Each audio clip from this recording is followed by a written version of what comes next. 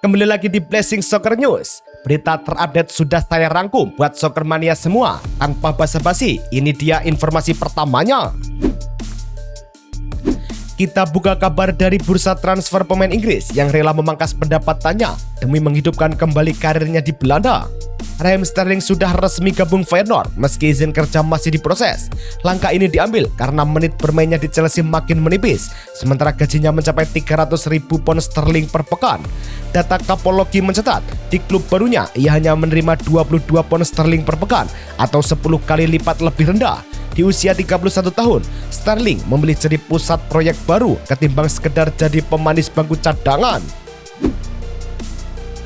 Berbeda dengan Sterling yang harus keluar dari Premier League, Lyon justru sedang dalam performa terbaiknya saat menjamu OGC Nice di kompetisi domestik. Corentin Tolisso membuka skor menit ke-45 sebelum turun minum. Noah Narti kemudian menggandakan keunggulan di menit ke-65 setelah memanfaatkan fase serangan yang dibangun Pavel Schulz. Berkat hasil ini, Lyon berada di posisi ketiga klasemen Ligue 1 Prancis dengan 45 poin, sedangkan OGC Nice berada di posisi ke-14 dengan 23 poin. Kekalahan Nice dari Lyon diperparah dengan kabar kegagalan mereka memulangkan salah satu mantan bintang Ligue 1 dari Belanda.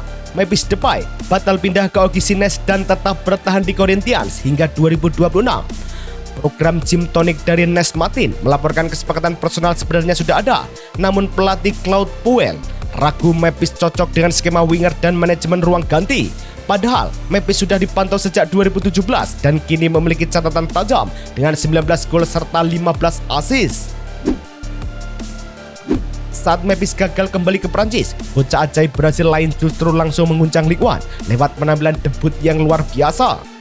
Hendrik langsung mencetak hat-trick pertama dalam karir profesionalnya pada laga debut bersama Lyon. Performa kilat ini membuatnya dinobatkan sebagai Player of the Month Januari oleh UNFP. Keberaniannya mengeksploitasi ruang krusial membuat Lyon optimis memiliki simbol era baru, sementara Real Madrid terus memantau perkembangannya dengan antusias. Kita bergeser ke klub Marseille. Krisis internal menghantam Marseille setelah Mehdi Benatia resmi mundur dari jabatan direktur olahraga pada 9 Februari lewat pengumuman di media sosial.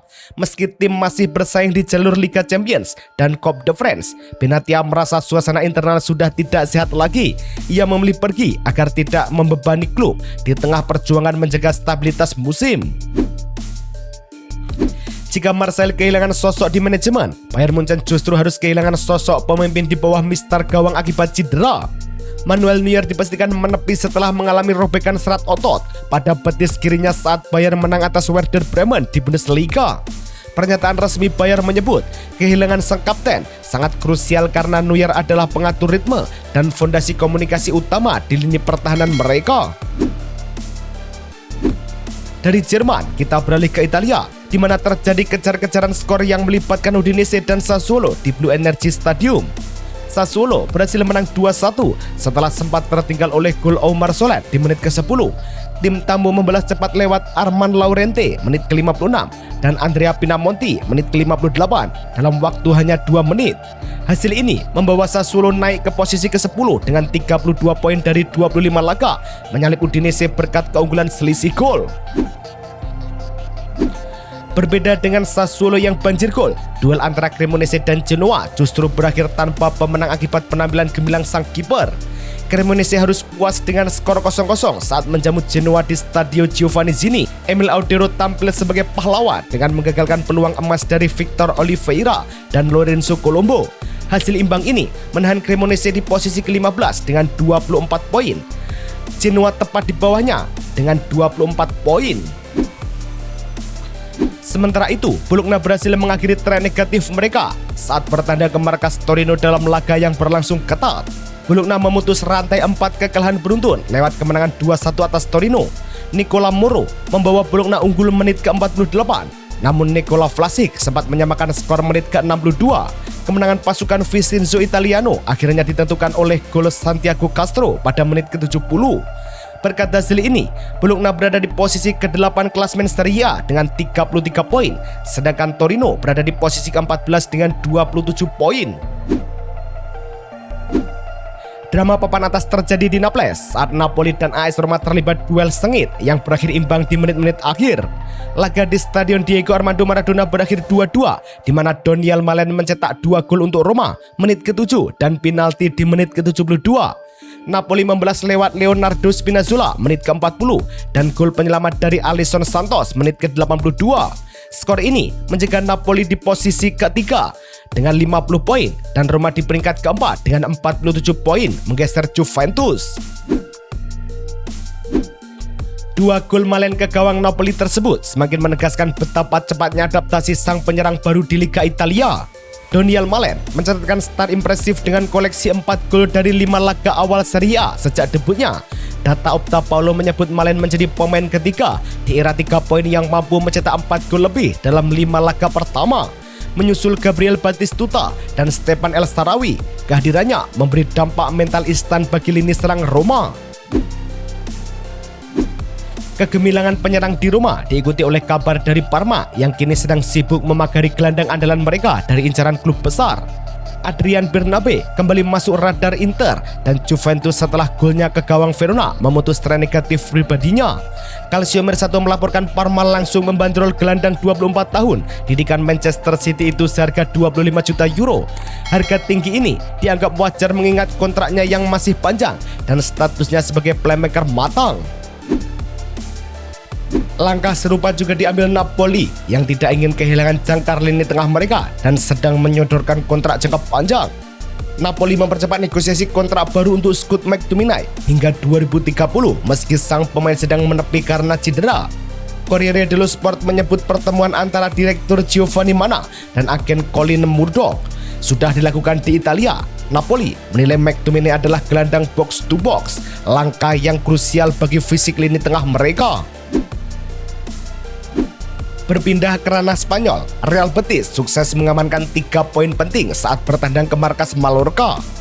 Real Betis menang 2-1 di Estadio Mallorca Son Moix lewat gol-gol yang dicetak Abde Ezzalzouli pada menit ke-18 dan Cedric Bakambu menit ke-45+2. Vedat Muriqi sempat memperkecil ketertinggalan di menit ke-66, namun skor tersebut bertahan hingga akhir pertandingan. Berkat hasil ini, Real Betis berada di posisi kelima klasmen La Liga dengan 41 poin, sedangkan Mallorca berada di posisi ke-18 dengan 24 poin. Kemenangan Betis tersebut juga menjadi panggung bagi Anthony yang penampilannya mulai menunjukkan grafik meningkat tajam. Anthony menyumbang assist krusial untuk gol Bakambu saat melawan Mallorca. Catatan Opta menunjukkan Anthony telah mengoleksi 33 kontribusi gol sejak masa peminjaman. Hanya terpaut dari rapinya di kategori pemain Brasil di Liga Top Eropa. Performa konsisten ini membuat namanya dipertimbangkan Carlo Ancelotti untuk skuad Piala Dunia 2026.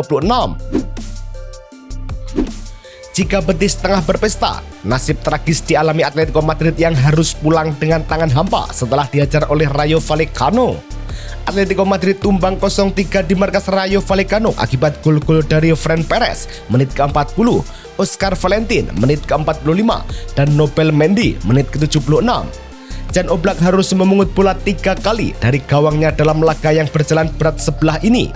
Hasil ini membuat Rayo naik ke posisi ke-17, sementara Atletico tertahan di peringkat keempat dengan 45 poin.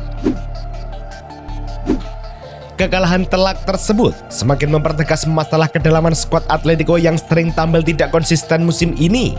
Masalah utama Atletico adalah ketidakmampuan menjaga performa setelah tampil luar biasa membantai Barcelona dan Betis di Copa del Rey. Namun, justru kalah dari tim papan bawah di Liga. Pola rotasi pemain yang diterapkan belum berjalan maksimal, menunjukkan kedalaman skuad mereka belum sebanding dengan ambisi untuk meraih gelar juara. Di tengah naik turunnya performa klub Spanyol, Joan Laporta justru melakukan manuver politik yang mengejutkan sebelum masa jabatannya berakhir. Joan Laporta secara mengejutkan mengirim pernyataan tertulis untuk membela Javier Tebas dalam kasus disipliner di TID. Seperti dilaporkan Voz Populi, langkah ini diambil sesaat sebelum ia mundur sementara untuk maju kembali dalam pemilihan Presiden Barcelona Maret mendatang. Manuver ini dinilai sebagai upaya memperbaiki hubungan diplomatik dengan La Liga dan UEFA. Kabar gembira datang untuk Real Madrid menjelang laga penting di Eropa karena bintang utama mereka sudah kembali berlatih. Kylian Mbappe dinyatakan siap tampil untuk laga playoff Liga Champions kontra Benfica setelah pulih dari cedera lutut kiri. Marca melaporkan Mbappe sudah bergerak tanpa keluhan dalam latihan penuh di Valdebebas, meski Bellingham dan Militao masih menepi. Kehadiran Mbappe menjadi sinyal bahwa Madrid siap mengontrol tempo di Lisbon. Dari Spanyol kita menuju Inggris, di mana Arsenal tampil tanpa ampun saat menjamu weekend di ajang Piala FA. Arsenal menang telak 4-0 lewat gol-gol dari Noni Madueke menit ke-11, Gabriel Martinelli menit ke-18, gol bunuh diri dari Jack Hart menit ke-23, dan Gabriel Jesus menit ke-27. Seluruh gol tercipta di babak pertama sebelum tempo pertandingan menurun di babak kedua. Hasil ini membawa The Gunners melaju mulus ke babak berikutnya. Keberhasilan Arsenal mencetak 4 gol dalam waktu singkat tersebut ternyata berbuah rekor sejarah baru di kompetisi ini. Arsenal hanya butuh waktu 16 menit, tepatnya antara menit ke-11 hingga 27 untuk mencetak 4 gol ke gawang Wigan. Catatan resmi mencatat Arsenal sebagai tim Premier League pertama yang mencetak 4 gol dalam 30 menit awal di laga Piala FA. Hal ini membuktikan efektivitas dan mentalitas serangan balik mereka yang mematikan. Dominasi di Piala FA ini semakin mengukuhkan status Arsenal sebagai penantang serius gelar di semua kompetisi yang mereka ikuti. Hingga pertengahan Februari, Arsenal masih memimpin klasemen Premier League, lolos ke 16 besar Liga Champions dengan poin sempurna, serta mencapai final Piala Liga. Tim asuhan Mikel Arteta menunjukkan konsistensi taktik yang luar biasa di 4 kompetisi berbeda sekaligus. Jika ritme ini terjaga, mereka berpeluang mencatatkan musim bersejarah. Sementara Arsenal sedang di puncak, Nottingham Forest justru baru saja melakukan perombakan di kursi pelatih demi mencari stabilitas. Nottingham Forest resmi menunjuk Victor Pereira sebagai pelatih kepala dengan kontrak 18 bulan hingga 2027.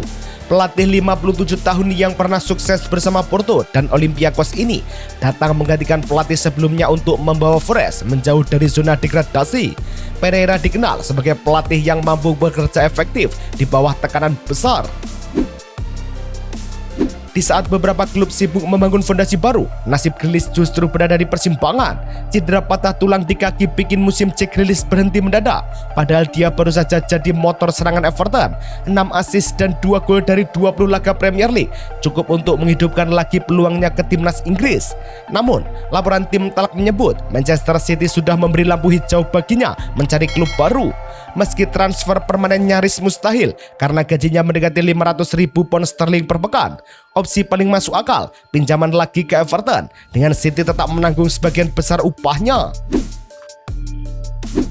Rekan setim Grealish, Mateo Kovacic juga sedang menghadapi masa depan yang belum pasti setelah adanya tawaran menggiurkan dari Timur Tengah. Akun Insider Tolmis Hairdo di X melaporkan adanya tawaran dari klub Saudi Pro League untuk Mateo Kovacic yang jarang tampil akibat cedera. Meski ditawari uang besar, gelandang 31 tahun itu dikabarkan lebih tertarik tetap di Eropa dengan AC Milan dan Juventus sebagai tujuan potensial. Serie A dianggap lebih cocok bagi Kovacic untuk mengembalikan ritme kompetitifnya. Selain pemain senior, kiper muda James Trafford juga sedang dalam posisi sulit setelah kedatangan kiper bintang baru di Manchester City. Posisi James Trafford sebagai calon kiper utama City terancam setelah klub mendatangkan Gianluigi Donnarumma seharga 26 juta pound sterling dari PSG.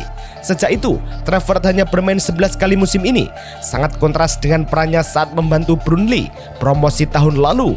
Jurnalis PT O'Rourke menyebut musim panas nanti akan menjadi momen penentuan bagi masa depan kiper muda ini. Laporan terakhir menutup kabar dari Manchester City tentang sosok yang digadang-gadang akan mengganti posisi Pep Guardiola di masa depan.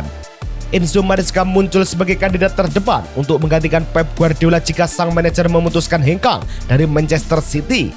Laporan Fabrizio Romano menyebutkan Maresca memiliki filosofi yang sejalan dengan struktur permainan City. Meskipun menggantikan figur sekelas Guardiola adalah tantangan besar, latar belakang Maresca di akademi menjadikannya pilihan paling logis bagi manajemen.